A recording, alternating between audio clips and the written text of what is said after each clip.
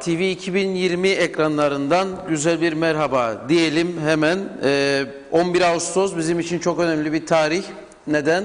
Çünkü 1 Mayıs tarihinde anımsanacağı üzere bu platformdan size evlerinizden, iş yerlerinizden, televizyon ekranlarından seslenebildiğimiz bu platformdan çıkarılmıştır Diyalog TV.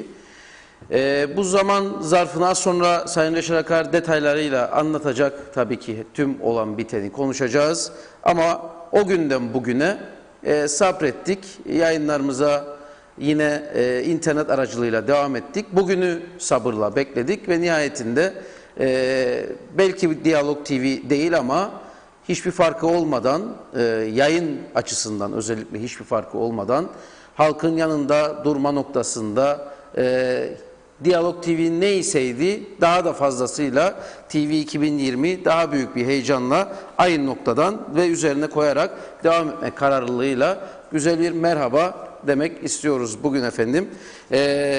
Duyurduk, böylelikle ilk de canlı program gerçekleştirmek oluyoruz. Zaten yine bu programda maalesef 1 Mayıs tarihinde biz konuştuğumuz sırada yayın kesilmişti. Şimdi yeniden bu platformdan seslenmenin sevincini paylaşıyoruz efendim. Bugün konuşacağımız konuların tabii ki başında TV 2020 var ama önemli konular var. Yine gündemden kopmayacağız tabii. Hüseyin Özgürgün'ün istifası, istihdam tartışmaları. Bugün biliyorsunuz meclisin son olağanüstü birleşim günüydü. Seçim yasakları şu an itibariyle başladı. Çünkü mesai bitti artık kamuda. Seçim yasaklarının başladığı sürece girdik ve bu süreçte de istihdamlar çok tartışıldı. Tümünü konuşmaya çalışacağız. Evet Sayın Akar, buyurun, ekran sizin. Evet, tüm izleyenlerimize sevgi saygılarımızı gönderelim. 11 Ağustos 2020 bizim açımızdan, yayıncılık açısından özgür basının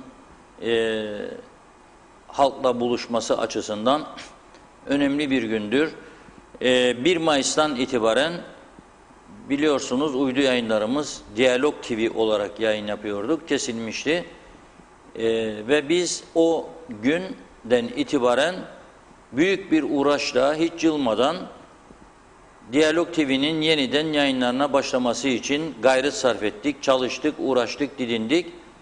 Fakat Diyalog TV olarak geri gelmemizin kolay olmayacağını anlayınca tavsiyeleri de dikkate alarak Kuzey Kıbrıs Türk Cumhuriyeti Yayın Yüksek Kurulu'na başvurduk ve TV 2020 olarak yeni bir lisans istedik. Yayın Yüksek Kurulu çok hızlı bir şekilde bizlere bu lisansı verdi. 5 yıllık yayın lisansını. Bunun üzerinden Bayrak Radyo Televizyon Kurumu aracılığıyla TÜRSAT'a başvurumuzu ilettik. TÜRSAT bunun değerlendirmesini yaptı ve RTÜK Başkanlığından da görüş alarak, olumlu yönde görüş alarak bu yayınlarımızın başlatılması kararı verilmiş oldu. Dolayısıyla bizlere gerekli desteği veren, katkıyı sağlayan herkese çok teşekkür ediyoruz. Başta Yayın Yüksek Kurulu Başkanı'na ve Yönetim Kurulu üyelerine, BRT Genel Müdürü'ne, TÜRSAT yetkililerine, RTÜK Başkanlığı'na teşekkür ediyoruz. Diyalog TV yerine artık TV 2020 adını kullanacağız. Logomuzu da görüyorsunuz. Daha güzel bir logo hazırlığı da ekrana göre uyumlu bir şekilde günler içerisinde ekranlarımıza gelecek. Daha etkili bir, daha çarpıcı bir görüntü halini alacak.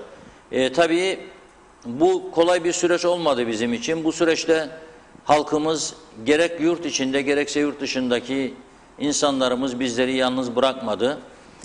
Abartıyı sevmiyoruz, bunu sizler de biliyorsunuz. Hiçbir zaman kendimize pay çıkarmıyoruz. Övünme diye bir üslubumuz yok. Lider olduğumuz halde bunu pek telaffuz etmemeye çalıştık.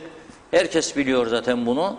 Fakat bugün bu vesileyle bazı insanlarımıza açık açık teşekkür etmek istiyorum. Daha doğrusu bizleri sürekli arayan, soran, mesaj atan, mesaj gönderen insanlara sonsuz teşekkürlerimizi iletmek istiyoruz. Özellikle kırsal kesimdeki yaşlı insanlarımıza. Çok insan bizi aradı. Öyle 1, 3, 5, 10, 20, 50, 100 değil. Yüzlerce insanımız inanın özellikle kırsal kesimden telefon açtırdılar bizlere çocukları aracılığıyla, yakınları aracılığıyla veya bizzat kendileri gözyaşlarını tutamayarak evimiz karardı, niye bunu bize yaptılar, niye bize bu cezayı veriyorlar, biz Diyalog TV olmadan ne yaparız diye üzüntülerini dile getirdiler. Bu üzüntü mesajları inanınız bu sabaha kadar da hiç durmadan devam etti. Bu bizim için çok onurlu bir durumdur. Bunları gördükçe, bu halkımızdan, sizlerden gelen mesajları aldıkça bir o kadar daha hırslandık, bir o kadar daha azimle çalışmaya devam ettik ve mücadelenin sonunda bugün sizlerin karşısındayız. Tabii en çok sorulan ve merak edilen soru, neden 2020, TV 2020? Şimdi biz Diyalog TV adıyla geri dönemeyeceğimizi bildiğimiz için aslında şirketimizin ismi Diyalog Yayıncılık Şirketi'dir. Onda bir değişiklik yok çünkü o Kıbrıs şartlarına göre kurulmuş bir şirkettir. Dolayısıyla Diyalog Yayıncılık Şirketi adına izin almış durumdayız TV 2020 olarak. Ama uydudan çıktığımız için ve TürkSat üzerinden olduğu için Türkiye'deki kurallara göre hareket etmek durumundayız. Yeni bir isim alınmasının daha hızlandıracağını söylemişlerdi süreci. Dolayısıyla aldık. Çok düşündük. Fakat biliyorsunuz Kıbrıs gibi bir ülkede, Kuzey Kıbrıs Türk Cumhuriyeti'nde hem iş yapmak hem çok kolaydır yayıncılık yapmak. Yani mesela 15 tane 20 tane bir baskı yerinde gazete çıkarırsınız, gazeteniz vardır diye devlet televizyonda ekranlara gelebilirsiniz. Çok kolaydır. Hiçbir izni yok, hiçbir şartı yok. Reklam da alabilirsiniz, devlet reklamı da. Hele bir iki bakana yakınsanız size hemen reklam vermeye başlarlar. Ama çok kaliteli, profesyonel yayın yapanlara vermezler. Bunlar bu ülkede kolay iştir. Ama bir de işin zor tarafı vardır. Bizim gibi bu mesleği profesyonel yapanların işleri gerçekten çok zordur. Çünkü bütün gözler sizin üzerinizde, bütün dikkatler sizin üzerinizdedir. Acaba diye bir soru vardır belirli çevrelerde. Dolayısıyla seçeceğimiz isim çok önemliydi. Günlerce uğraştık ki genelde çalışma prensibimiz bizim çok hızlıdır. 10 dakika, 15 dakika içinde karar alıp yürüyoruz. Öyle günlerce, haftalarca tartışmıyoruz. Ama bu isim konusu maalesef bizi çok yordu. Çünkü Türkiye'de 10.000'den fazla kanal var. Ve bir isim buluyorsunuz, bir bakıyorsunuz, bir kesime hitap eden bir yayın çıkıyor karşınızda Türkiye'de. Bir başka isim seçiyorsunuz, öteki kesimi. Bir başka isim seçiyorsunuz, öteki kesimi. Dinler, ırklar farklı bir takım meseleler çıkıyor ortaya. Ve bu defa düşünüyorsunuz, diyorsunuz ki biz yeni bir isim için başvurduğumuzda acaba diye sorular artacak. Niye bu ismi seçtiler? Ne umuyorlar? Acaba o kesimle özel ilişkileri mi var? Acaba bunlar aşırı dinci mi? Acaba bunlar bilmem şucu mu, bucu mu, Alevi mi, Sunni mi, Kürt mü, Türk mü, Süryani mi? Bir yığın meseleler altından çıkar isimlerin. Dolayısıyla bir de Kuzey Kıbrıs Türk Cumhuriyeti'nde şirketler mukayyetliğinden isim teşkili lazım. Eğer bir isim buldunuz, mesela ilk Yeni TV diye düşündük. Çünkü baktık, tamam dedik. Yeni TV Türkiye'de de bulmadık, girelim. Fakat şirketler mukayyetli diyor ki, yeni isminde şirketler var diyor bize. Mesela yeni ayakkabı dünyası. Mesela yeni moda bir konfeksiyoncu. Peki ama biz konfeksiyoncu değiliz, yayıncıyız, ayakkabıcı değiliz. Olsun diyorlar. Yeni vardır, veremeyiz size. Peki ne yapmamız lazım? Yeni olmayınca o zaman başka bir isim. Ve düşündük. Dedik ki bir dakika, biz bu Diyalog TV'miz bizim 2020 yılında kapandı. 2020 yılında başka ne oldu? Bütün dünyayı etkisi altına alan bir koronavirüs salgını çıktı. Hiç unutulmayacak bir sene olacak 2020. Tarihe girmiş bir durumda. Bütün dünyayı etkilemiş durumda. Ve biz bu yıl içerisinde, bu 2020 içerisinde bu ülkede 1960'lı yıllardan sonra bir ilki başardık biliyorsunuz. Toplumun dayanışma ruhunu canlı tutmak için Kızılay adına bir kampanya başlattık. Saatler içerisinde 3 milyona yakın para topladık. Büyük bir vatandaşlar arasında dayanışma ruhu ortaya çıktı, işbirliği. O heyecan 60'lı yıllarda yokluklar içinde geçen o yıllardaki heyecan doruğa çıktı bu yayın sırasında. Dolayısıyla dedik ki bu 2020 hiç unutulmayacak bir yıl olacak ve Diyalog TV yerine aldığımız yeni isim de hiç unutulmasın, hatırlardan çıkmasın ve sonsuza dek yaşasın, yüzyıllarca gitsin diye TV 2020 adını seçtik. Bu şu ana kadar da bizim yakın dostlarımızdan aldığımız mesajlar ezici bir çoğunlukla da olumlu yönde. Yani iyi bir isim seçtiniz diyorlar bize. İyi mi kötü mü zaman içinde göreceğiz ama bu bizim düşüncemiz. Neden 2020 sorusunun yanıtı buradadır. İnşallah bu dayanışma, birlik, beraberlik ruhunu daha da pekiştiririz ve inşallah 2020'de yaşananları hiç unutmayız. Devamlı o isim yıl akılda kalır. Neden? Çünkü her an karşımıza ne çıkacağı belli değildir. Onun için dikkatli olunuz. Cebinizdeki parayı dikkatli harcayınız. Gireceğiniz işte dikkatli olunuz. Sağlık kurumlarınızı güçlendiriniz. Yarın başımıza ne geleceği belli değildir. Dimdik ayakta durmaya çalışınız. Ülkenizi, devletinizi, ailenizi güçlendirmeye bakınız. Bu mesajı da verebilmek adına TV 2020. Bugün yeniden uydudayız. Çok mutluyuz. Çok çok teşekkür ediyoruz. Bizlere katkı koyan herkese teşekkür ediyoruz. Ve artık evlerdeyiz, köylerdeyiz. Lefkoşa, Girne, Mausa, İskele, Lefke'de olduğumuz gibi Londra'dayız, İskoçya'dayız, Dublin'deyiz, Melbourne'dayız, Roma'dayız, her yerdeyiz. Bizi bütün vatandaşlarımız buralardan artık evlerinde otururken çok daha iyi bir şekilde izleyebileceklerdir. Sizlerden gelecek olan her türlü uyarıya, her türlü öneriye açık olduğumuzu bu vesileyle bir kez daha belirtmek istiyorum. Çalışanlarımıza da teşekkür etmek istiyorum. Bu 3 yılı aşkın bir süre kolay değildi. Herkes ne olacak geleceğimiz diye endişe içindeydi. Ama bizler de yönetim olarak onlara sahip çıkmaya çalıştık. Kimseyi kendi isteğimizle görevden almadık, durdurmadık, maaşını kesmedik. Belirli bir miktar azaltmalar olduysa bile çalışma şeklini kısaltarak günlerini, bütün sosyal yatırımlarını eksiksiz bu kritik süreçte yatırmaya devam ettik ve onlarla bütünleştik. Dolayısıyla biz bir aile olduğumuzu ve iyi bir aile olduğumuzu da herkese bu süreçte göstermiş olduk. Yanımızda olan, bizlere destek veren herkese sonsuz teşekkürlerimizi iletiyoruz. Ve bu vesileyle önümüzdeki hafta itibaren halkımızın arasında olacağımızı, köy programlarımızı yeniden başlatacağımızı belirtmek istiyorum. Bazı arkadaşlarımızdan, muhtarlarımızdan ilginç teklifler var. Hangisi ilk bize geleceksiniz diye, ama bunun da kararını verdik. İlk gideceğimiz yer de bellidir. Onunla bütün çalışmalarımızı tamamladığımız zaman sizlere de gerekli duyuruları yapacağız. Kaldığımız yerden devam, daha bir azimle, daha bir istekle, daha başarılı olmak için daha çok çalışarak sizlere layık olmaya çalışacağız. Dolayısıyla tekrardan sizlere bu üstlüklerden merhaba diyoruz. İyi dileklerimizi iletiyoruz. Evet, çok sayıda hayırlı olsun mesajı var.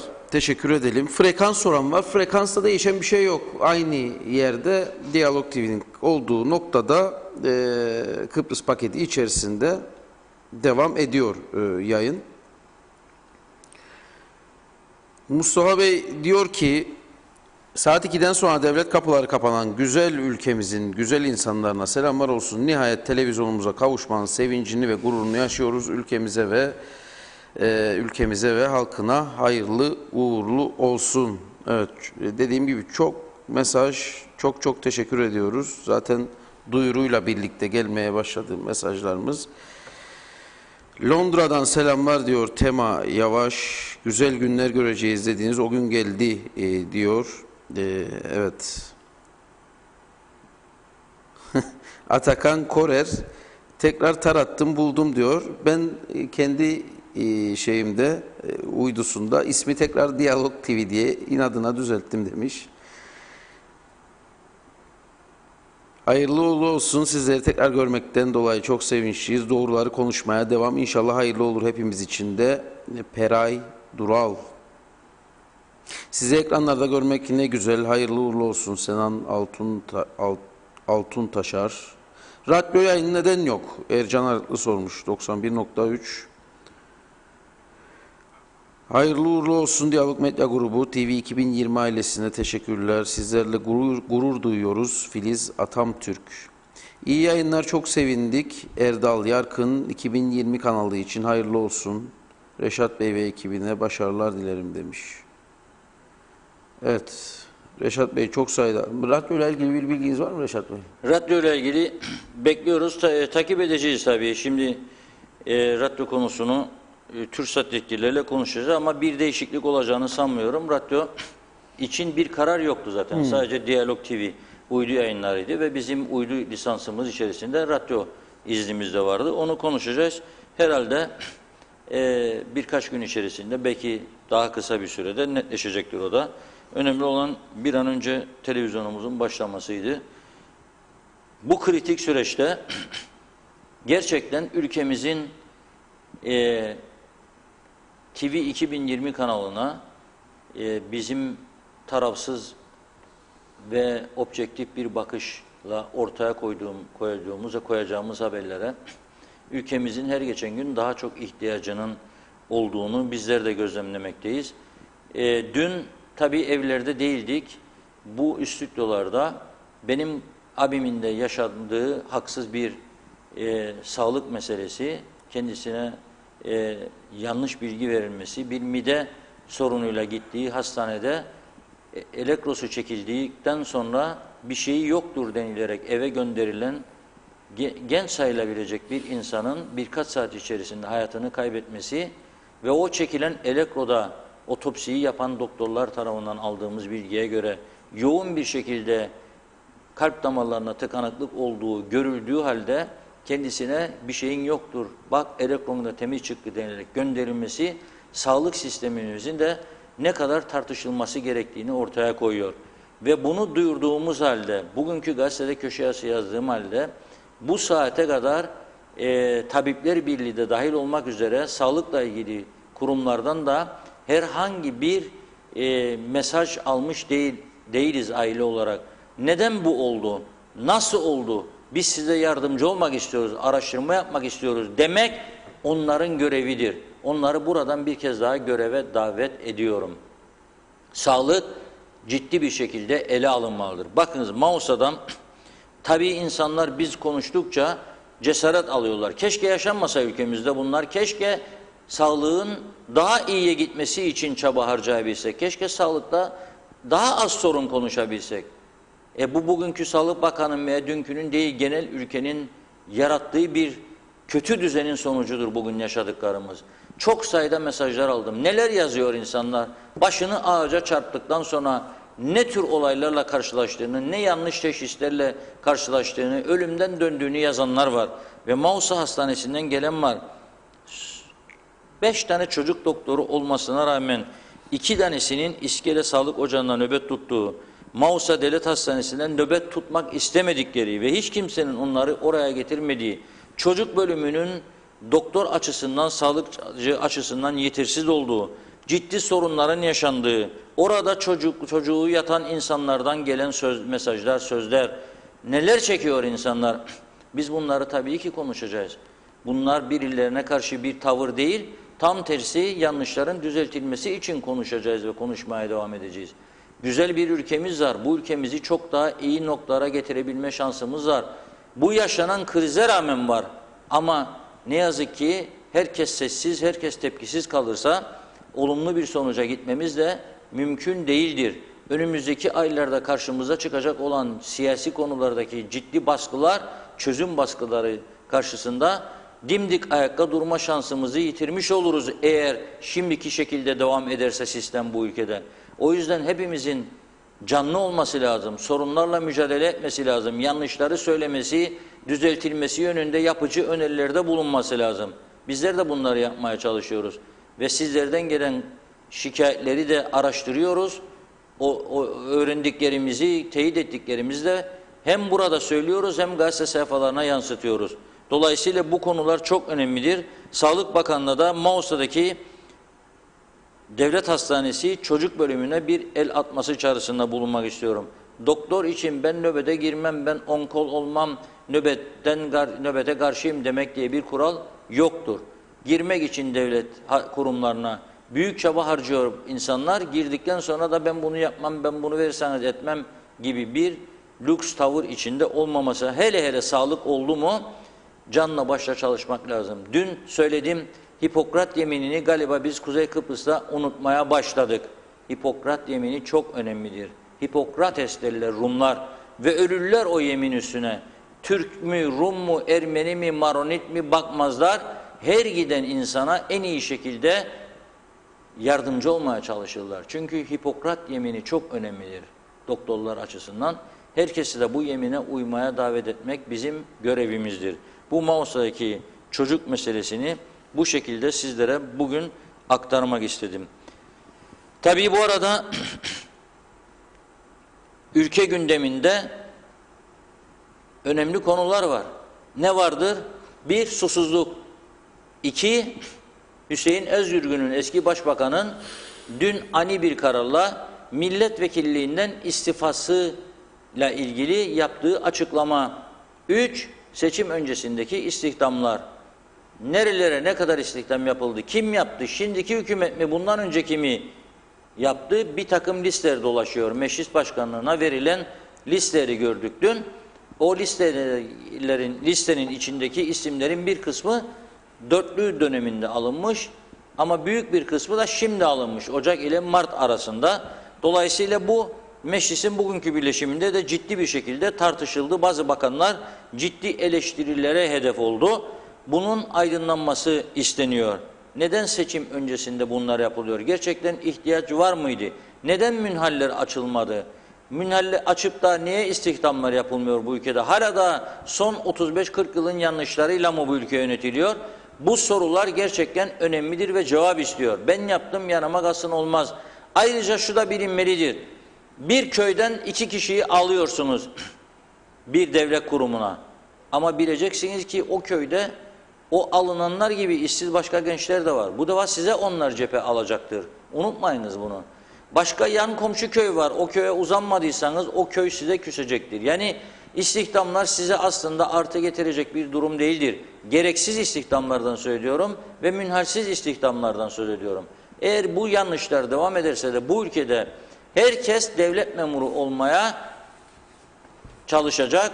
Hiç kimse özelde çalışmak istemeyecek ve bizler de özelde işçi sıkıntısı çekmeye devam edeceğiz. İşçi sıkıntısı çekince bu kez dıştan işçi getirmeler başlayacak. İşçi gelince de bu da vay bu ülkeye bakın bu kadar işsiz varken dıştan işçi getiriyor diyecekler. Yani bu sonsuza dek aynı kısır döngü içerisinde devam etmemiz anlamına geliyor ki doğru bir siyaset anlayışı değildir, doğru bir içtihat değildir. Bunu buradan da bu vesileyle söylemekte fayda görüyoruz. Bundan sonraki süreçlerde yapılmasın bunlar. Devletin ihtiyacı varsa ihtiyaç fazlası olan kurumlardan hizmet içi eğitim yaptırarak aktarabilirsiniz. Artık patlamıştır devlet kurumları. Bazı dairelerde insanların oturacak masası sandalyesi yok. Bazı daire müdürleri kaç personelin olduğunu bilmiyor. Gidenin gitmeyenin kim olduğunu bilmiyor. Ve biz bu halde gene o kurumlara batmış olduklarına bile insan alıyoruz. Bu yanlış bir şey. Özellikle Kooperatif Merkez Bankası ve ona bağlı kurumların birçoğu zor durumdadır. Bazı kurumları kooperatife bağlı bazı bölümler zarardadır. Ve fazla personeli vardır. Maliyetleri yüksektir. İş yapması eskisi gibi mümkün değildir. Bunları dikkate almak lazım. Ve bu kurumları bu şekilde seçim arifesinde daha da zora sokacak adımların atılmaması gereklidir. Bunlar her seçim öncesi yaşadığımız sorunlardır, sıkıntılardır ama belli ki değişmiyor. Dörtlü hükümette olmadı mı? Oldu evet. Bizim çalışanlarımızdan da aldılar gittiler. Dörtlü hükümet döneminde oldu bu. Yaşadık. Yani şimdi onun ona gülecek hali yok. Aynı hataları, aynı yanlışları onlar da yapıyor, onlar da yapıyor. Dolayısıyla bunu ortadan kaldırmak belki yasal bazı önlemlerle mümkün olabilecektir. Belki yasa çıkarılacaktır. Ve bu yasa çerçevesinde suç olacaktır. Seçim arifesindeki istihdamlar, münhalsiz istihdamlar suç olacaktır. O yüzden bunları önümüzdeki günlerde daha sık bir şekilde konuşmaya devam edeceğiz. Evet, şimdi ilk parçaya gelen yayında bir kopma oldu internette. O ilk parçaya gelen yorumları göremiyorum. İkinci yorumları okuyabiliyorum. O yüzden okunmayan varsa tekrar atabilir yayının altına. Ulus Baran'a hayırlı uğurlu olsun. Bakanlar Kurulu binası önünde bir canlı yayın yapıp sizin kapanmanıza sebep olan hükümet edenler çatlasın demiş. 2020 hayırlı olsun. Doğru duvar yıkılmaz diyor. Tatlı değil. Hasan Nihat Erdoğan da hükümet yardım etti, TC yardım etti, yayın başladı, başarılar demiş ve son yorum da eklemiş buna. Bütçede münhaller bellidir, herkes biliyor, kimse istismar etmesin lütfen. Karayollarında 300 açık var, 14 işçi alınmış, çok az diyor.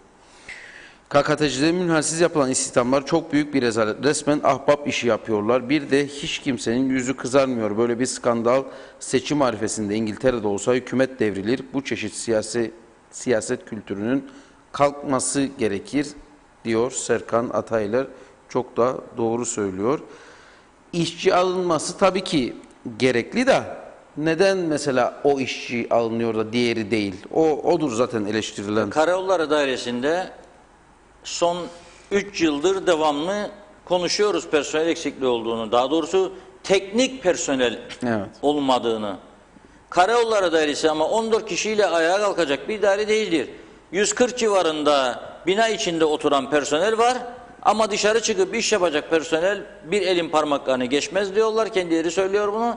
Dolayısıyla karayollar öyle 14 değil 140 kişi alsanız belki ayağa kalkabilir bu saatten sonra. Ve yapacağı işe göre 140 da içeride oturan var. 280 kişinin masrafı karayolların yaptığı işte mukayese edilmelidir. Yani bu artık dünya böyle yürütülüyor. Ekonomiye göre gidiyor.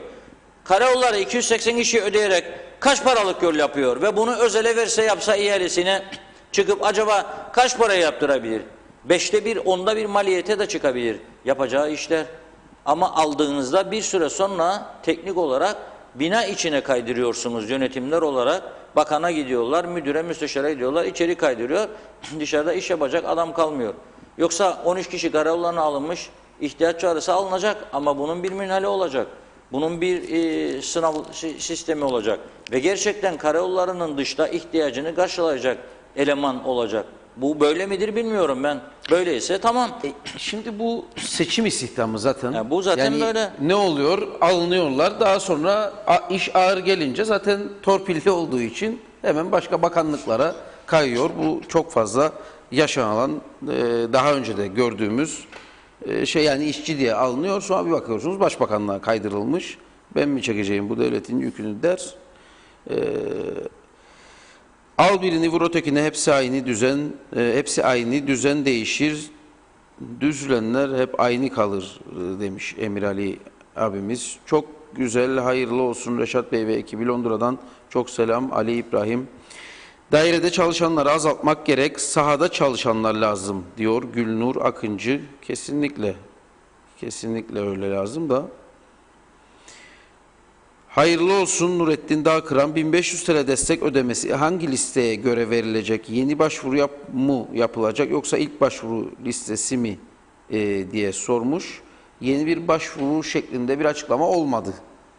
En azından onu söyleyelim. O yüzden muhtemelen mevcut üzerinden gidecektir. Ülviye Devecioğlu hayırlı olsun Reşat Bey doğru haber çok sevindik diyor Ülviye Hanım da. Londra'dan hayırlı yayınlar, Kıbrıs'a selamlar, yeni kanal hayırlı olsun Yusuf Kadir Beyleroğlu. Geldikçe yine paylaşmaya devam edeyim. Bugünün gündemine Reşat Bey devam edelim dilerseniz. Evet, şimdi Musa Bazıbağlı Bey'in bir mesajı var. Onu okumak istedim. Bu istihdamlarla ilgili çok güzel bir noktaya değiniyor. Bu gerçekten önemlidir söylediği. Yeni isim hayırlısı olsun, teşekkür ediyoruz. Seçim yatırımı olarak 242 yeni istihdam yapıldı diyor. Ancak polis teşkilatına ve yargıya hiç eleman alınmadı. Nedenini biliyor musunuz diyor. Ben söyleyeyim diyor. Ülkede yaşanan çek olayları, vurgun, hırsızlık, ucu bucağı bilinmeyen teşvik ve kalkınma adı altında verilen milyonların hesabı sorulmasın, buna fırsat yaratılmasın diye bu iki kuruma eleman alınmıyor diyor. Yeni adli yıl bu sene erken başladı ve adli yılın başlangıcı nedeniyle Yüksek Mahkeme Başkanı Sayın Narin Şefik'in yaptığı açıklamaya dikkat çekmek istiyorum. Bir kez daha bu açıklamada Yüksek Mahkeme Başkanı 30 bin civarında dosyadan söz etti ve bu mazbatadan söz etti. 30 bin civarında mazbata olduğunu söyledi ve diyor ki mahkeme ne kadar hızlı çalışsa, adil karar alsa da bu diyor eğer karar tebliğ edilemezse diyor suçlu olana bunun bir hükmü yoktur. Yani siz mahkemede kararı alıyorsunuz ama icra memuru yok. İcra memuru olmadığı için yeterli sayıda gidip karar tebliğ edilemiyor ilgili vatandaşa. Edilemediği için de mahkemenin almış olduğu karar havada kalıyor. Ve bu çok tehlikeli bir durumdur diyor. Eğer bu şekilde devam ederse mahkemelerin diyor bu sorunu çözülmezse araç gereç sorunumuz da var diyor, bina sorunumuz var diyor. Bunlar çözülmezse o zaman diyor mağdur olan taraf alacağını tahsil edemeyen ve mahkemeden yargıdan da umudunu kesen taraf başka yollara başvurur diyor. Yani şiddete başvurur. O zaman da hiç arzu etmediğimiz bir durumla yüzleşmiş oluruz diyor, karşılaşmış oluruz diyor. Böyle bir uyarı yaptığı halde ve biz bu uyarıyı buradan birkaç gün üst üste gündeme getirdiğimiz halde siyasi arenada hiçbir etki yapmadığını görüyoruz açık ve net bir şekilde. Konuşmadılar bile, tartışmadılar bile. Halbuki çok önemli bir noktaya temas ediyor. Düşünün siz bugün bir yerden mal aldınız ve karşılığında bir çek verdiniz, malı aldınız. Fakat çekin günü geldi, bozulmuyor. O malı satan adam size o çekin karşılığını alamadığı sürece batmaya mahkumdur. Çünkü o malı para ödeyerek getirmiştir ve yenisini yerine koymak için sattığı malın parasını tahsil etmesi gerekmektedir. Bunu yapamayan adam mağdurdur. Mahkemelerin zaten karar alma süreci, avukat tutacak bu adam mahkemeye başvuracak. 2 yıl, 3 yıl bekleyecek karar için. 2-3 yıl sonra mahkeme karar alacak. Ama bu devada alınan karar tebliğ edilemediği için uygulamaya geçilmeyecek. Şimdi bu durumu yaşayan herkes iyice düşünsün. Ya yaşamayan da düşünsün. Siz olsanız bu durumu yaşayan, mağdur edilen insanın yerine ne yaparsınız? Dolayısıyla evet doğrudur bu tespit. Mahkemelerin ve polisin ihtiyacı giderilmelidir. Bazıları diyor ki nüfus oranımıza göre polis sayısı yeterlidir diyor. Ben de cevap olarak şunu söylüyorum. Nüfus oranına göre sayı yeterli olabilir. Eğer Avrupa standartlarını sen ele alırsan yeterli olabilir. Ama bizim ülkemize habire denizden tekneler dolusu mülteci getirilip atılıyor. Başka ülkelerin yaşamadığı birçok sorunlar yaşıyor bizim ülkemiz. Polis peşinde koşturuyor. Bizim ülkemizde yasalar eskimiş, çürümüştür. Caydırıcı ceza olmadığı için bizim ülkemizde suçlar sürekli artıyor. Polis bunlarla uğraşmak zorunda kalıyor. Bizim ülkemizde suç işleyen adam gidiyor Akıncılardan aşağı koşarak iniyor, Rum tarafına geçiyor. Polis bunu sonuçlandırabilmek için aylarca bazen yıllarca uğraşmak zorunda kalıyor. Bizim ülkemizde dıştan kaynaklı güneyden gelenler de birlikte, o da dış sayıyorum, ciddi bir uyuşturucu trafiği vardır. Polis bunlarla uğraşmakta zorlanıyor. Bizim ülkemizde nüfusumuza göre çok fazla trafik kazası vardır. Polis bunlarla uğraşmak zorundadır. Bizim ülkemizde eskimiş çürümüş yasalar yüzünden polis belirli bir alkolün üstünde araç kullananlara ceza veremiyordur. Uyuşturucu tesiri altında araç kullananlara yönelik bir yasamız henüz yoktur.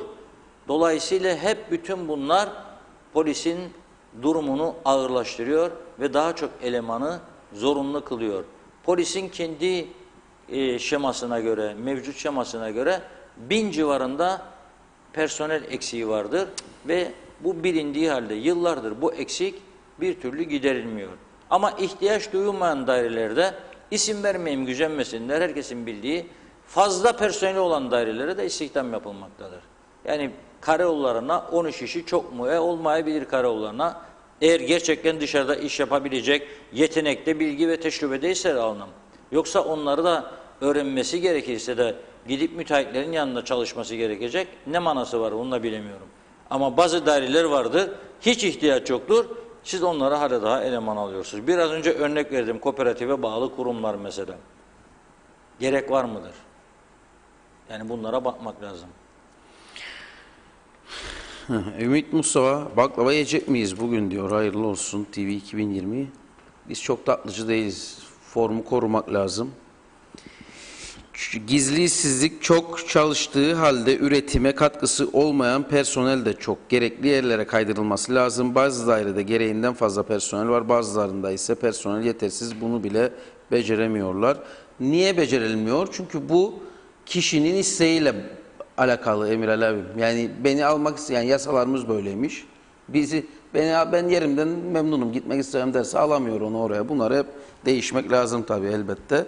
Sadece bu geçici olanlara galiba ya da KTY'den gelenlere onların şeyi farklı statüsü onlara yapılabiliyor bu. Onun dışında normal kadrolara olmuyormuş.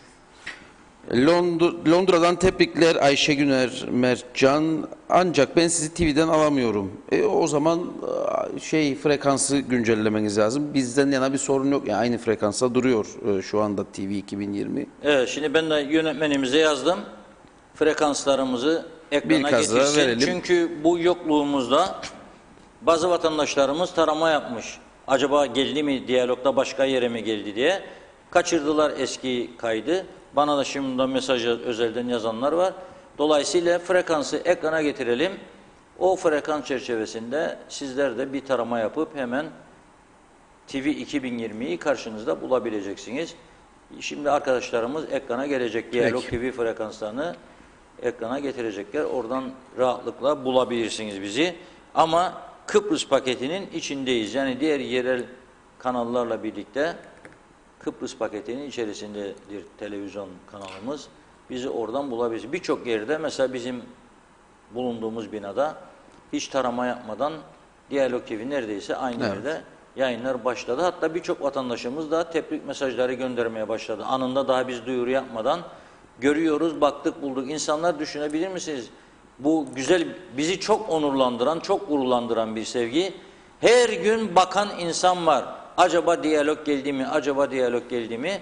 İşte diyalog yerine TV 2020 geldi. Aynı kadroyuz, bizleriz. Sizlerin sesi olmaya devam edeceğiz. Bizi böyle arayıp bulmak için her gün canla başla usanmadan televizyonlarında komuta eline alıp ekranı açan insanlarımıza çok teşekkür ediyoruz.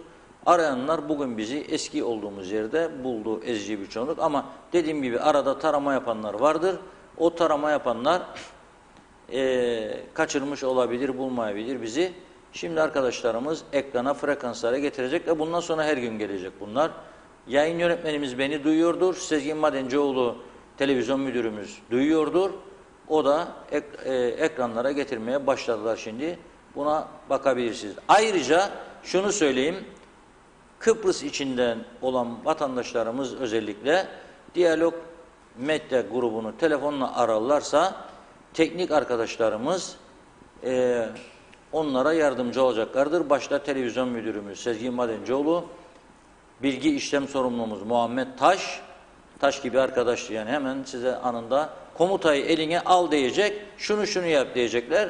Hemen Diyalog TV'yi bulacaksınız. O konuda da yardımcı olmaya hazırız. Biz ilk kanalımızı vatandaşlarımıza anlatabilmek için, tanıtabilmek için ne çabalar harcadık biliyor musunuz?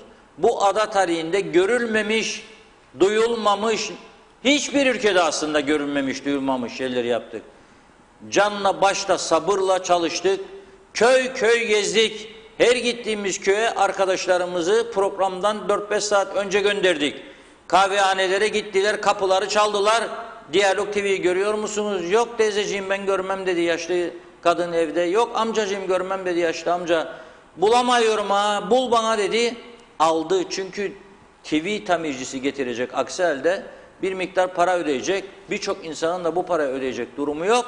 Biz köy köy gezdik. 268 yere gittik. Ve bu yerlerde komutayı aldı arkadaşlarımız ev sahibinin elinden, kahvehanelerden, kahvecinin elinden ayarı yaptı. Aha Diyalog TV burada dedi ve o şekilde bütün ada çapına yayılmış olduk. Kolay bir iş değildi. Yaptık bunu sabırla, usanmadan, bıkmadan, yorulmadan yaptık. Başka çaremiz de yoktu. Dolayısıyla şimdi bir ölçüde mutluyuz. Bizi aynı frekansa dahil ettiler. Kapandığımız yerdeyiz. Ama buna rağmen bulamayanlar olursa ekranlara her gün getireceğiz bu frekans bilgilerini. Evet, alt yazılardan da geçecek zaten az sonra. O sürekli geçip duracak alt yazıdan da. Aydın Takbaş, Türkiye'den selamlar. Eğri doğruyu bulur, hayırlı olsun, sizlerleyiz demiş. Teşekkür edelim. Urus Barani, İstihdamlardan dolayı hükümet ortağı Özel hala daha neyi bekliyor da hükümetten ayrılmıyor? Bu ortamda hükümette kalması kendisine Cumhurbaşkanlığı seçiminde puan kazandırmaz, aksine puan kaybettirir. Şimdi bugün mecliste hükümet yetkilileri bu istihdamların olmadığını söyledi. Onu da söyleyeyim. Yani herhalde niyet vardı. Belli ki tepkiden dolayı da böyle bir durum var şu anda. Yani bu istihdamların zaten şu an itibariyle geçti. Seçim yasakları girdi. Tabii önceden alınan varsa geçen günlerden onlar tabii ki alınmış oldu. Gülnur Akıncı okuyacağım ama ne olduğunu anlamadım. Daha aydınlatıcı yazarsanız okuyabilirim. Mahkeme kararı hayata geçirilmediği için hukuka saygı kişilerin insafına kalmış. Maalesef biz mağdur edildik ve hakkımızı aramak istediğimizde Kıbrıs Türkler güldü halimize diyor. Ama ne olduğunu anlamadım. Okudum ama yine de. Dinçer Gülsev, yeniden aramızda olmanıza çok sevindim. Kanalımız 2020 hepimize hayırlı uğurlu olsun. Allah kem gözlerden korusun. Teşekkür ederim Amin, Dinçer Bey. Amin. Evet, hoş geldiniz Nezihe Türker. Hayırlı olsun. Evet, aynı frekans. Londra'dan da aynı frekans, fark etmiyor bir şey. 2020 Kıbrıs Türk'üne hayırlı uğurlu olsun. Dün Taşkınköy'e verilen pis su ile ilgili gazete muhabirinizi aradım. Herhalde belediyeye ayıp olmasın diye, haber değeri yok diye kimse gelip ilgilenmedi. Erbay Özçet'e bilgim yok ama ilk verilen su kirli gelmiş. Ben de Taşkınköy'de oturduğum için biliyorum. Sonrasında düzeltildi. Ama burayla ilgili, İbrahim, burayı aradığınızla ilgili bir bilgim yok. Yine de okumuş oldum tabii. Hangi muhabirse daima isim alsınlar. Yani bizde öyle bir şey olmaz. Bizim bunu herkes bizi bilen bilir. Hiçbir belediye, hiçbir siyasetçiyle bir göbek bağımız yoktur. Dolayısıyla da doğruya doğru, eğriye eğri. Biri derse bize ki göbek bağı var bir siyasetçiyle, buyursun söylesin. Yoktur öyle bir şey. Olamaz da bu kurumda. Bizim basın meslek kurallarına, basın ilkesine, gazetecilik ilkelerine bağlılığımız tamdır. Hiçbir kimseyle, hiçbir siyasetçiyle, hiçbir belediye ile göbek bağımız yok, tekrar söylüyorum. Tam tarafsız, tam bağımsız bir kurum olduğumuz için zaten halkımız bizi bu yerlere getirdi. Ha şöyle olabilir, adanın birçok yerinden telefonlar geliyor. Bizim de kadrolarımız sınırlıdır. Yani ona göre alıyor, öncelik sırasına göre gidiyor. Veya telefonla aldığı bilgiyi doğrulatmaya çalışıyor. Tek taraf haber de yapmıyoruz, onu da söyleyelim. Yani siz deseniz de bize benim bardağım su doludur böyle toprak. Bunu belediye de telefon açar. Der ki bu vatandaşımızın evinden topraklı su akıyor. Neden böyle akıyor der. Onun da görüşünü alır, ikisini birden verir. Doğrusu da budur. Tek taraflı habercilik yapmıyoruz. Ama sınırlı bir kadromuz var. Hepimiz yukarıdan başlayarak günde 10 saatin üzerinde çalışıyoruz. Hafta 7 gün görevdeyiz. Biz yani yöneticilik falan diye bir durum yok burada. İşçiyiz hepimiz de. Basın emekçisiyiz. Dolayısıyla hafta 7 gün 12 saat, 13 saat, 14 saat görevimizin başındayız. Ayrıcalık yok. Bir eksik olduğunda lütfen tekrar bizlere bildiriniz, haberdar ediniz ve elimizden geldiği sürece koşacağız oralara. Deniz Altıntaş, Mannaş, Aytuğ Bey hatırlarsanız Diyalog Plus olsun da yeter ki ekranda olun demiştik. İsim, AB fark etmez sizler olun. Yeter hayırlı olsun demiş. Teşekkür edelim. Turgay Hilmi Almanya'dan sevgiler. TV 2020 hayırlı olsun. Teşekkürler Turgay Bey. Sizlere de kolay gelsin. Hüseyin Arslan tam 60 kişi aradı beni arkadaşlar. Çok sevindiler. Allah razı olsun diyorlar. Reşat Bey bunlar yazamayan arkadaşlardır. Hüseyin Bey aramışlar. Hüseyin Bey onlar adına yazmış. Teşekkür edelim. Hayırlı olsun hayatımıza geldiniz. Sizleri görünce neşe doluyor insan. Erol Taşkıran. Dijitürk'te var mı? Birkaç yorum geldi. Dijitürk'te yok. Yok. Dijitürk'te Yok. hiçbir Kıbrıs Türk kanalı yok. Olması da çok mümkün değil. Dijitürk'ün Çok yüksek. maliyeti çok yüksek. Kıbrıs'taki kanalların yüksek. orada olması mümkün değil maalesef. Keşke olabilse. Nevzat Bey az önce söylediğim radyoda şu an yeni bir durum yok. Herhalde başı kaçırdınız. Orada radyoyu sormuş Nevzat Kolçak. Bekliyoruz radyoyu. Evet. Şimdilik bu şekilde. Özelden gelenler de var. Bu arada onlara da hızlıca bakayım. Ali Evren Alpay hayırlı olsun. Tekrardan sizlerle beraber olmak çok güzel. Reşat Bey'e selamlar, iyi yayınlar demişler. Teşekkür edelim. Evet. Ümitcan kardeşim çok teşekkür ederim. Cihan Köroğlu kanalımız açıldı hayırlı olsun. İnşallah güzel haberler de dinleriz diyor. İnşallah diyelim. Evet, Canan Hanım'a da teşekkür ederiz. Böreklerini özledik, yiyeceğiz yakında inşallah. Bugün meclisin gündeminde tabii aslında Evet. sosyal medyada çok önemli bir konu daha vardı. İki konu var. Birisi susuzluktur, birisi de Hüseyin Özgürgün'ün istifası meclisten. Tabii Hüseyin Bey aylar öncesinden dokunulmazlığı kalktıktan hemen bir süre sonra sessiz sedasız bir şekilde ülkeden ayrıldı. Gitti Türkiye'ye yerleşti, İstanbul'a yerleşti. Orada yaşıyor. Zaman zaman eşi sosyal medyadan paylaşımlar yapıyor. Gittikleri restoranlardan, gittikleri tatil yerlerinden, arkadaş eğlencelerinden yayınlıyor fotoğraflar. Bunda bir sakınca görmüyor. Zaten doğaldır da. Hüseyin Bey yani meclise zaten gelmiyor. Normalde meclis iş tüzüğü gereğince belirli bir süre birleşimlere katılmayanların üyeliklerini meclisin düşürmesi gerekiyordu. Fakat bunu diğer milletvekili arkadaşları özellikle meclis başkanı yapmadı. Yani bir yerde meclis başkanı iç tüzüğü çiğnedi. Demek ki duruma göre bu tüzükler, yasalar çiğnenebiliyormuş. Kimse de neden çiğniyorsun bu iç tüzüğü diye ona sormadı. Hüseyin Bey'e bir fırsat tanındı bence adaya dönmesi için. Çünkü bir mahkeme süreci var ve kendisine tebliğ edilmesi gereken bir dosya var, dava dosyası. Fakat evine defalarca gidildiği halde burada olmadığı için o dava tebligatı yapılamadı. Olduğu yerde Türkiye'de yapılabilir mi? Bunu arkadaşlarımız soruşturuyor. Olduğu yerde Türkiye'de KKTC polisinin gidip tebligat yapması mümkün değil tabii. Türkiye Cumhuriyeti ile KKTC arasında bu konuda bir anlaşma var mı? O da çok net değil. Sadece suçluların iadesi anlaşması olduğunu biliyoruz. Ama şu anda tespit edilmiş bir suç yok. Suçu olup olmadığını ancak mahkeme karar verecek. Şu anda mahkemeye çağrılmasıyla ilgili bir dosya var. Kendisine iletilmesi gereken. Burada olmadığı sürece de bu dosya kendisine verilemiyor. Peki gelmesi için ülkeye izlenecek bir yasal yol var mıdır? Onu da bizim muhabir arkadaşlarımız araştırıyorlar. En yetkili ağızlardan bilgi almaya çalışıyorlar. Ama doğrusu yani Hüseyin Bey'in bu ülkeye dönüp zaten burada olduğu sürece herhangi bir suçunun olmadığını, herhangi bir iddiayı kabul etmediğini aleyhinde söylüyordu. Dolayısıyla aklanması açısından da bu kadar uzun bir süre yurt dışında olmaması gerekirdi.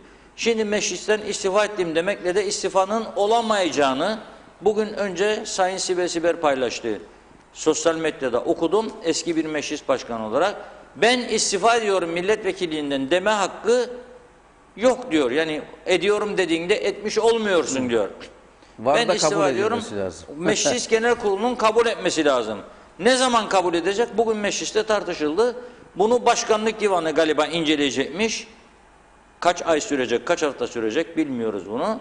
Bu seçim atmosferi içerisinde inceleyip de erken genel kurula götürecek mi? Genel Onu da- kurul bitti zaten Reşat Ha, Bey bugün artık. sonra- Seçimden sonra artık bitti. Seçimden sonra Yani şu an itibariyle Hüseyin Bey vekildir. Ta ki Meclis Ta ki Genel meclis Kurulu tekrar oylama yapsın ve toplanıp oylasın. milletvekilliğinden istifasını kabul ettik desin oy çokluğuyla. Normalde de Eylül'de açılması gerekiyordu ama seçim yasağı 11 olduğu Ekim için vardır. 11 Ekim'den sonra Kasım ayına kadar demek ki veyahut da Ekim sonu açılırsa Evet. meclis. Ekim sonuna kadar da önümüzde Eylül, Ekim 2,5 ay var. Bir süre Vekillik daha devam edecek. Hüseyin Özgürgün milletvekilliği görevi devam edecek. Milletvekili devam ettiği sürece görevi de maaşını almaya devam edecek. Böyle bir süreç var karşımızda. Neden böyle oldu? Bunun sorumluluğu başta meclis başkanındır ve siyasi partilerindir. Hüseyin Bey'in tabii bu istifa kararında açıklığa kavuşturulması gereken sözleri vardır ve bunu diyalog bugün öne çıkardı. Şöyle diyor, entrikalardan ve siyasi çeteleşmelerden söz ediyor Hüseyin Bey. Entrikalar var diyor ve siyasi çeteleşme. Ne entrikasıdır bu? Kim entrika yapıyor? Siyasi çeteleşmeyi de kimler yapıyor? Nasıl bir şeydir bu çeteleşme? Buna açıklık getirmesini umuyorum ben. Yani meclisin kendisine en azından bu istifayı yaparken sorma hakkı vardır bence meclis başkanın.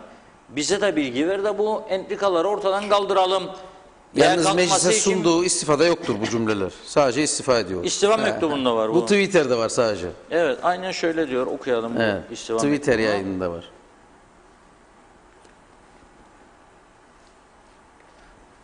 Halkın oylarıyla gelinir ve gidilir prensibi yerine halkın oylarıyla değil, siyasi çeteleşme ve entrikalardan dolayı istifa ederek gidiyorum diyor.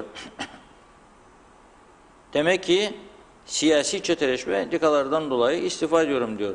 Bir defa siz 7-8 aydır bu ülkede değilsiniz.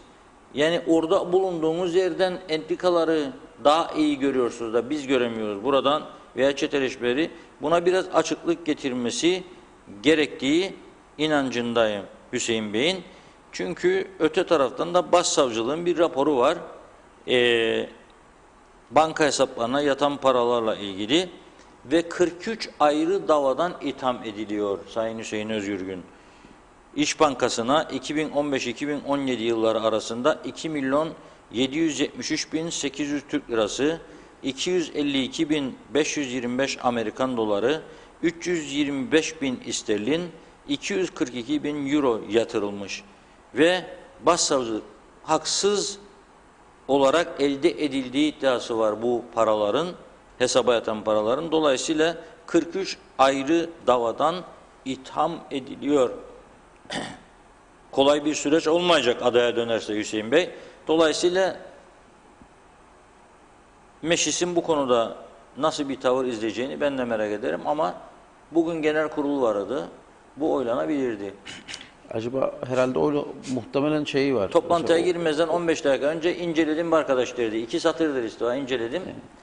Buyurun oyunuza sunuyorum derdi. Burada da zaman kazanıyor. Bundan neyi amaçlıyor meclis başkanlığı bilmiyorum.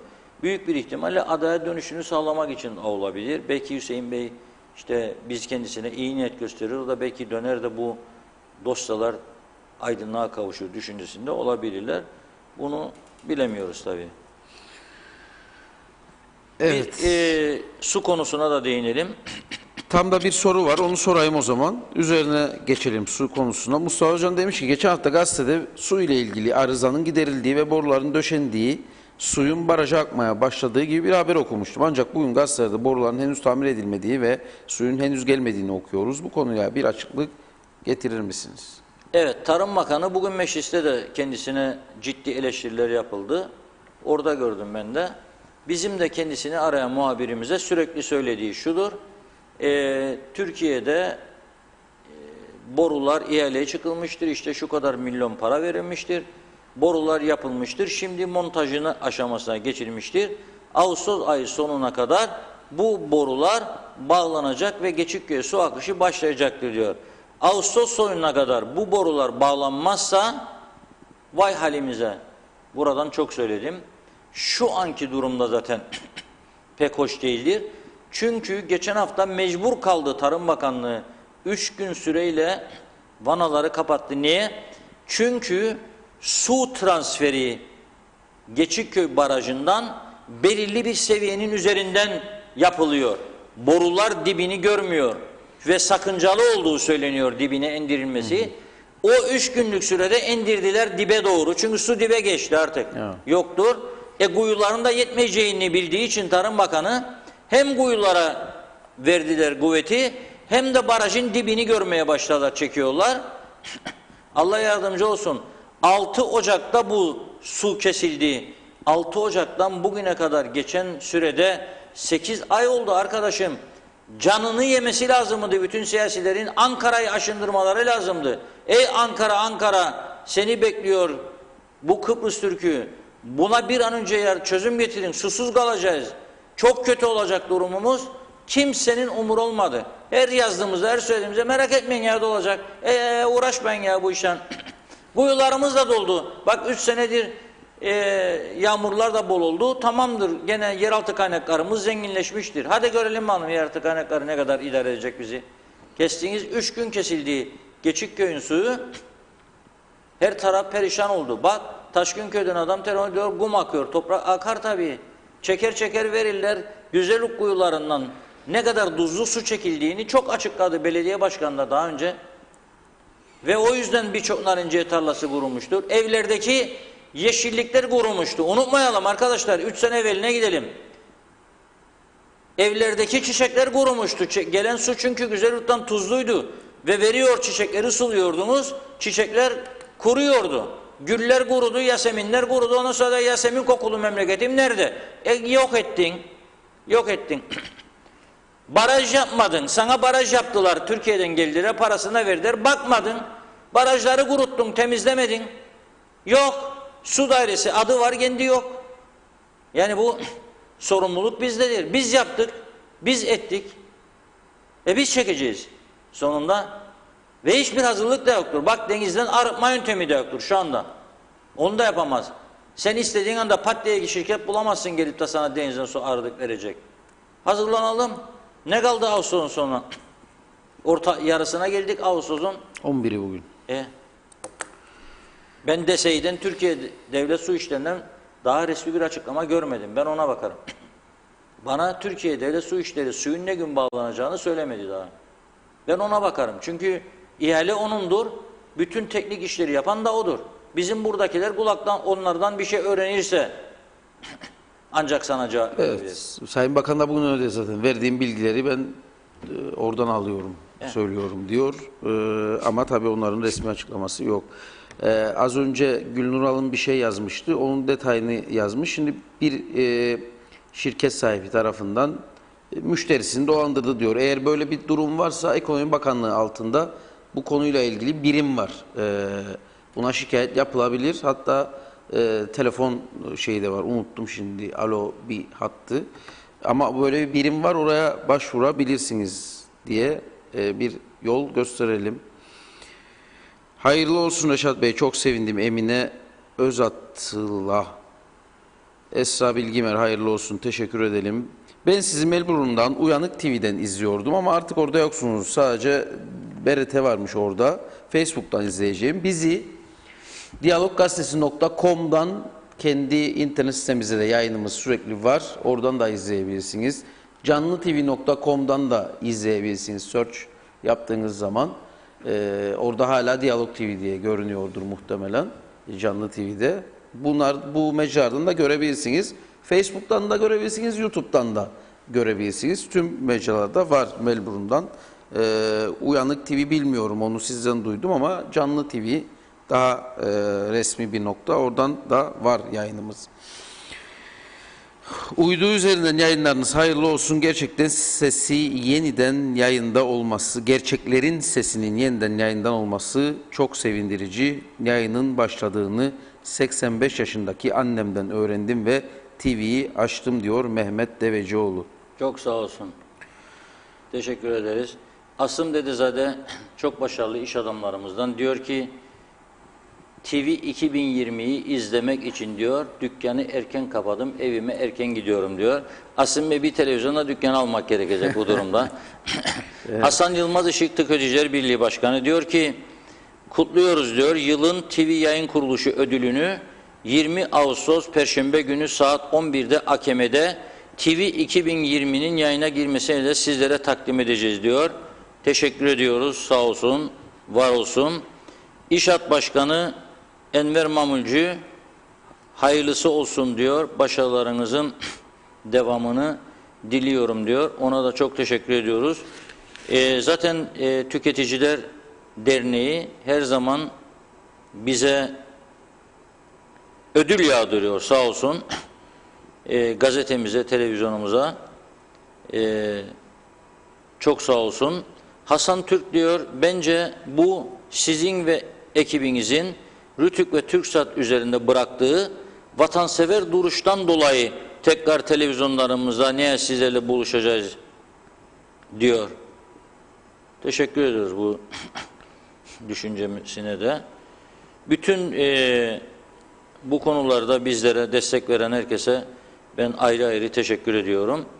Yakın günlerde daha da güzel programlarla sizlerin yanında olmaya devam edeceğiz. Çok sağ olun. Evet, Ahmet Polat özel teşebbüs olmadan sorunlara çare bulunmaz. Ülkeler özel ordular kurarken biz her şeyi devletten bekleyemeyiz. CV 2020 hayırlı olsun demiş. Celal Şeker, hoş geldiniz, iyi ki varsınız. Altın daima altındır, yere düşse de bir şey olmaz diyor. Sayer Aker'e göre herhalde Hüseyin Özgürgün'ü kastediyor. Cezasız kalmak için istifa etti. Türkiye'ye geri göndersin demiş. Dinçer Hanım, Dinçer Bey özür dilerim. Radyoyu sordu. Radyo dediğim gibi henüz bir durum, yeni bir durum yok. Orada olduğu zaman onu da paylaşacağız. Evet, Ayşe Erol Taşkınlar, haber yayınlarınızı beğenerek izliyoruz. Yola devam. Başkanlık Divanı istifa gerekçesini makul bulursa genel kurula indirir ve oylanır. İşlem budur. İş olacağına varır. Sıkıntı yok. Süreç işliyor. Hasan Nihat Erduran. Ben olsam adaya dönmem, geriye değil hep ileriye giderdim. Mehmet İnancı.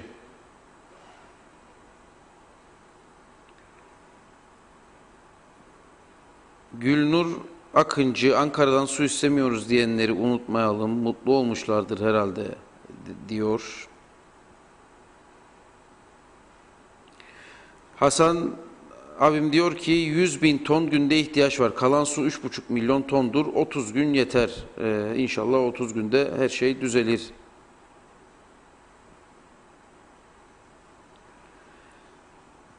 Çalışma Bakanı bayramdan önce açıklama yapmıştı. 1500 kapalı otellere para ödenecek diye. Halen ödenmedi diyor Cezar Kadı. Celil Bey, bu memlekette siyasetçi yargılayacak mahkeme yoktur demiş. Bilgi paylaşınız. Hasan abi okudum. Hangisi acaba? Ha, bu mu? Türkiye'den su Eylül ortası gelecek. Kısmetse tüm kuyular faaldir. 5 yıldır aküferler ve kuyu suyu seviyeleri yükselmiştir. Sıkıntı olmayacak diyor eminim. Dilber Ürüncüoğlu, kırmızı, çok sevindim diyor. Hayırlı olsun. Şu anda gelen yorumlar bu şekilde. İnan yani Kazakistan'dan bilen mesaj vardır gelen. Bir okuyamıyorum. Çok mesajlar. Oradan bile sizi izliyoruz diyorlar. Bu beni çok mutlu ediyor. Yurt dışındaki insanlarımızla da artık bütünleştik. Avustralya'dan çok sayıda insanımız, İngiltere'den özellikle çok sayıda insanımız bizi arıyordur. Mustafa Bey diyor ki su konusunda kimse Türkiye'yi suçlamasın. İçimizde bazı kendini bilmez kişiler Türkiye'ye şu sözler sarf ettiler diyor. Ne paranı ne senin de suyunu istemiyoruz dediler diyor. Unutmayın bunları diyor. Cihan Hanım da şikayet ediyor. Kanalımız açıldı diyor ama programınız kısa sürer diyor. İyi bile duruyoruz. Cihan Hanım, bugünleri atlatalım, birkaç gün daha kısmetse daha güçlü bir şekilde, daha yüksek moralle programları da yeniden düzenleriz. Ama köylere de başlayacağız. Daha çok çalışmamız lazım. Biliyoruz bunu. Daha güçlü olmamız lazım. Çünkü daha yoğun bir süreç bizleri bekliyor. Bir taraftan da seçimler var. 11 Ekim, 11 Ekim sonrası var. İkinci tur olursa 18 Ekim'i var. Sonra Kıbrıs meselesi var. Şu anda Doğu Akdeniz'deki gerilim var. Savaş tamtamları çalıyor etrafta. Yunanistan, Yunan ordusunun teyakkuz durumunda olduğunu yazıyor Rum gazeteleri. Türkiye ile ciddi bir gerilim söz konusu. Bu nereye götürecek belli değil. Ama Türkiye'nin izlediği politika gerçekten takdire şayandır.